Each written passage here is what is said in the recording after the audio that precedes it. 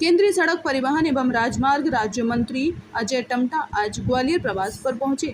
उन्होंने कहा कि प्रधानमंत्री नरेंद्र मोदी और केंद्रीय सड़क परिवहन मंत्री नितिन गडकरी के प्रयास से पिछले 10 वर्षों से सड़क और परिवहन में जो विकास हुआ है और लोगों को इसका लाभ भी मिल रहा है। आगरा ग्वालियर 6 लेन बनने जा रही है। 88.4 किलोमीटर की दूरी की यह सड़क 4,612 करोड़ रुपए की योजना से पूरी होगी। यह महत्वपूर्ण परियोजना है और सड़क निर्माण के लिए निवेदन भी आमंत्रित की गई है।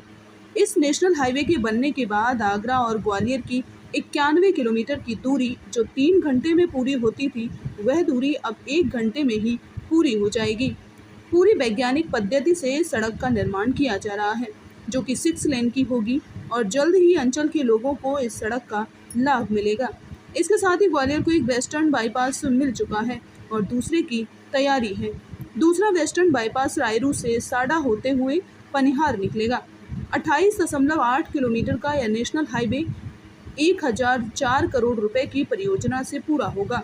इस वेस्टर्न बाईपास के बनने से अब रोड पर ट्रैफिक कंट्रोल होगा और साथ ही साड़ा सड़क निर्माण का भी विकास होगा। इस वेस्टर्न बाईपास के निर्माण की परियोजना भी अंतिम चरण में है।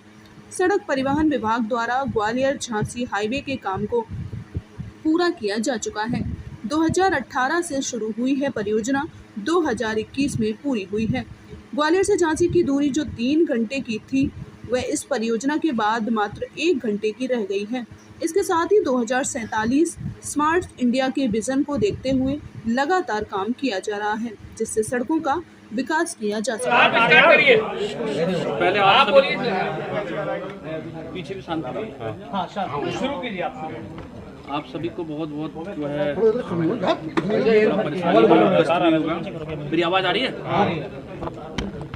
आज मेरा आपके इस मध्य प्रदेश में जो कि विकास की लगातार आयाम बना रहा है, उस निमित्त चूँकि मेरे पास पिछले 10 वर्षों से जिस प्रकार से माननीय प्रधानमंत्री जी के मार्गदर्शन से, आदरणीय नितिन गडकरी जी के मार्गदर्शन से सड़क और हाईवेज का जो विस्तार हुआ है, जो काम हुआ है, जिसके कारण से बहुत सारी जगहों को, बहुत सारे लोगों को बहुत बड़ी सुविधाएं, सड़क मार्गों का लाभ मिल रहा है।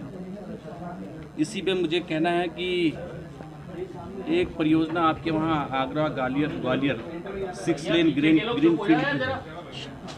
इस परियोजना में लगभग 88.4 किलोमीटर की है, जिसकी लागत 4612 करोड़ की है। इसकी DPR का काम हमारा पूरा हो गया है और तथा इसकी वित्तीय वर्ष में अवार्ड दिया जा सकता है इस काम को, क्योंकि ये बहुत महत्वपूर्ण परियोजना है। इसका लाभ पूरे लोगों को मिलेगा, जिसके कारण से समय भी बचेगा। इस परियोजना हेतु निविदाएं आमंत्रित भी कर दी गई हैं तथा वैधानिक स्वीकृति अंतिम चरण में है। वर्तमान से आगरा से ग्वालियर करीब 95 किलोमीटर की जो दूरी है, उसमें लगभग 3 घंटे लग जाते हैं। अगर ये 6 लेन की बन जाएगी तो इसमें हमको 1 घंटे में हम इसको कवर कर लेंगे। जो लगभग 3-3.5 घंटे का सफ़र आगरा से ग्वालियर का है, वो 1 घंटे में हो जाएगा। इसकी DPR हमारी सेंशन है, इसमें हम बहुत जल्दी काम करेंगे। इसके निर्माण के बाद ट्रैफिक को भी कम जो ट्रैफिक है उसको भी हम कंट्रोल कर पाएंगे और इसके कारण से औद्योगिक और आर्थिक विकास के अवसर मिलेगा। दूसरा, हमारा एक ईस्टर्न बाईपास आपके ग्वालियर में ऑलरेडी है, ईस्टर्न बाईपास, और एक वेस्टर्न बाईपास जो 4 लेन बाईपास जो रायरो से प्रारंभ होकर साड़ा क्षेत्र में गुजरते हुए पनिहार और AB रोड तक का कनेक्ट करेगा। इस परियोजना की लंबाई लगभग 28.8 किलोमीटर रही है। इसकी लागत लगभग 1,004 करोड़ रुपया प्रस्तावित है। इसके निर्माण में AB रोड की यातायात को 30 किलोमीटर की दूरी कम हो जाएगी और इसमें भी आपको 1 घंटे का समय हमारा बचेगा। और ये नए जो डेस्टिनेशन है, नए जो जगह है, औद्योगिक क्षेत्र साड़ा है, अन्य और ग्रामीण विलेज हैं, तो उनमें भी अगर ये बाईपास हमारा वेस्टर्न वाला जाएगा तो हमारे ग्वालियर के लिए एक और नई क्रांति, हमको एक नया अध्याय मिलेगा, जिसके डेवलपमेंट का लाभ मिलेगा। और इस बाईपास के निर्माण से ग्वालियर रिंग रोड का कार्य भी करेगा। साढ़ा ग्वालियर का एक विकास क्षेत्र है, डेवलपमेंट का क्षेत्र है। इसकी डीपीआर का कार्य पूर्ण कर लिया है। इसकी वैधानिक स्वीकृति अंतिम चरण में है। इसको भी माननीय प्रधानमंत्री जी के मार्गदर्शन में, आदरणीय नितिन गडकरी जी के मार्गदर्शन में इस काम को भी हमें करना है और इससे ग्वालियर का जो और विकास है और डेवलपमेंट है उसमें बहुत बड़ा लाभ मिलेगा। ग्वालियर झांसी जो आप देख रहे हैं, आपके समय में ही 2018 के बाद से हमने इसमें काम करना शुरू किया। उसमें बहुत सारी चीज़ें, बहुत सारी समस्याएं थी, बीच में काम रुक गया था, मगर हमारी सरकार के माध्यम से 2018 से लेकर 21 में इस काम को पूरा कर दिया। और जो ग्वालियर से झांसी की जो दूरी 3 घंटे की थी, ये 4 लेन होने के बाद से ग्वालियर और झांसी की जो दूरी है वो 1 घंटे में हो गई है। तो इसलिए मैं सभी माननीय सांसदों के माध्यम से, हमारे उस क्षेत्र के जनप्रतिनिधियों के माध्यम से हम लोग सारी राय लेकर के जितना डेवलपमेंट हम आने वाले टाइम में डीपीआर में कर सकते हैं, जो हमारी सोच है कि 2047 तक जब विकसित भारत की संकल्पना को हम लेकर चल रहे हैं तो उसका रोड नेटवर्क अच्छा हो। और इसलिए माननीय प्रधानमंत्री जी ने, आदरणीय नितिन गडकरी जी ने, उनके साथ में मिलकर के ये डेवलपमेंट के कामों को और तेज गति मिलेगी। पहले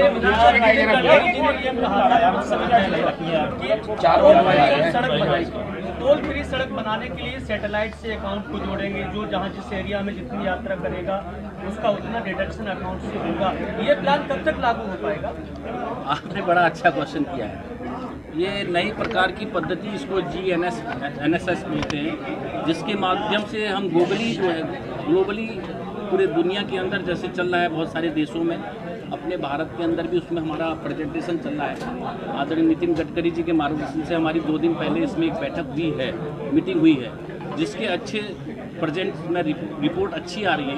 उन रिपोर्ट में हम अध्ययन कर रहे हैं, जिससे टोल पे आपकी जो गाड़ी का रुकना होता है, समय का बचत करना होता है, वो ऑटोमेटिक ही उसको वो सर्च कर लेगा और जितनी देर NH की रोड में गाड़ी रहेगी, अगर जितने दिन रहेगी और जितने किलोमीटर रहेगी, उसी हिसाब से उसको भुगतान देना पड़ेगा।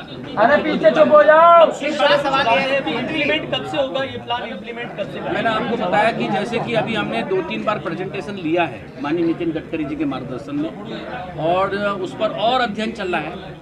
अच्छे से अध्ययन करने के बाद उसको हम इम्प्लीमेंट आने वाले भविष्य के अंदर करेंगे। एक बड़ा सवाल ये है, नितिन गडकरी का स्टेटमेंट आया था कि 60 किलोमीटर से कम की जगह पर टोल प्लाजा नहीं होंगे। अगर हम पनिहार से लेके और आगरा सैया तक की बात करें तो इसका डिस्टेंस है, यहाँ सांसद भी बैठे हुए हैं और जनता भी बैठे हुए हैं, लगभग 4 टोल पड़ते हैं। जबकि स्टेटमेंट आया था आज के 3 साल पहले कि 60 किलोमीटर से पहले कोई भी टोल प्लाजा नहीं होगा। तो क्या वो ये बीच के टोल प्लाजा हटाए जाएंगे? पहला। दूसरा, सर अभी एक रिपोर्ट आई है जिसमें सबसे ज्यादा एक्सीडेंट जो होते हैं वो गंदी सड़कों की। सर मेरा सवाल सुनिए कि बड़ा महत्वपूर्ण सवाल है आपके लिए।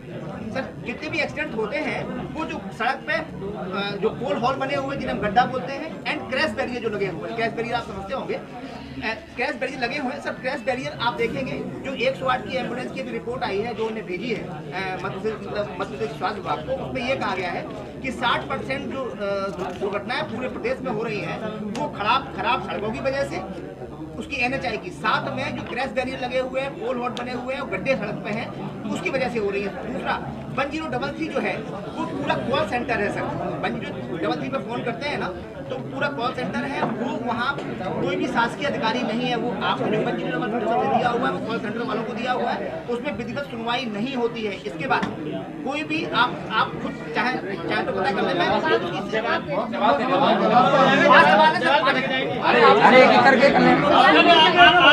सवाल भूल जाएंगे। मेरा एक सवाल है, अरे इसका जवाब दे देंगे।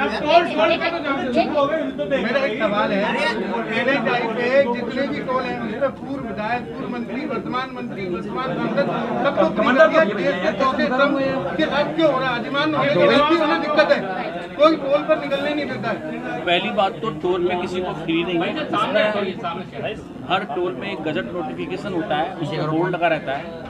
MP को भी कोई फ्री नहीं होता। आपके दिमाग में अगर कोई बात ऐसी आई है तो गलत है। मैं भी खुद MP भी हूँ, मेरी गाड़ी में भी चिप लगी हुई है। हाँ, ये ज़रूर है कि वो हम पार्लियामेंट से इशू कराते हैं, उसका पेमेंट करते हैं, पहला काम। दूसरा ये है कि चूँकि ये जो सिस्टम है कि मेंटेनेंस के लिए, रोड को बनाने के लिए और आने वाले समय में और रोड डेवलपमेंट करनी है। कहीं हमारी 2 लेन है तो उसको हमको 4 लेन करना है। आप मानते हो आगरा किलोमीटर का होना है। हाँ, दूसरा 1 मिनट सुनो। आपने बोला कि आपने कहा कि 60 किलोमीटर के नीचे, क्योंकि ये भी एक गजट नोटिफिकेशन है। हम टोल पे हर प्रत्येक गाड़ी के हिसाब से, चाहे वो 2 व्हीलर है, 4 व्हीलर है या कमर्शियल व्हीकल है या प्राइवेट व्हीकल है, उसका एक गजट नोटिफिकेशन बना हुआ है। पर किलोमीटर के हिसाब से वो उसका टोल बनता है। और चूंकि जो भी टोल रहता है वो कहीं ना कहीं किसी न किसी कुछ प्लानिंग के हिसाब से रहता है। चाहे कहीं हमने ब्रिज बनाना है, कहीं एलिवेटेड रोड बनाना है, तो उसके हिसाब से ही उसको फिक्सिंग किया जाता है। ये डिपार्टमेंटल पॉलिसी है और इस पॉलिसी के निर्धारण के बाद ही टोल्स लगाए जाते हैं। इस पर अभी कोई आपने बोला कि अभी इस पर कोई ऐसा बहुत सारा विषय अभी तक नहीं है वर्तमान में। आगरा किलोमीटर वाला, आगरा किलोमीटर को लेके, हाँ।